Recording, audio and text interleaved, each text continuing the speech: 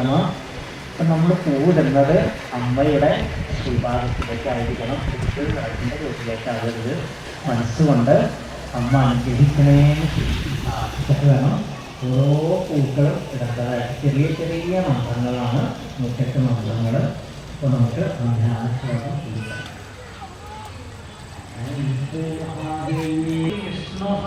കമലവാസിനി വിശ്വമാതാ ലക്ഷ്മീ പ്രസീദ സതതം സതതപ്രദായേ നമഃ. ഓം ശ്രദ്ധായേ നമഃ. ഓം ശ്രദ്ധായേ നമഃ. ഓം വിഭൂത്यै നമഃ.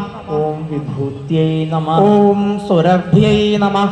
ഓം സുരഭ്യേ നമഃ. ഓം പരമാത്മികായേ നമഃ. ഓം പരമാത്മികായേ നമഃ. ഓം വാചേ നമഃ. ഓം വാചേ നമഃ. ഓം പത്മാലയായേ നമഃ. ഓം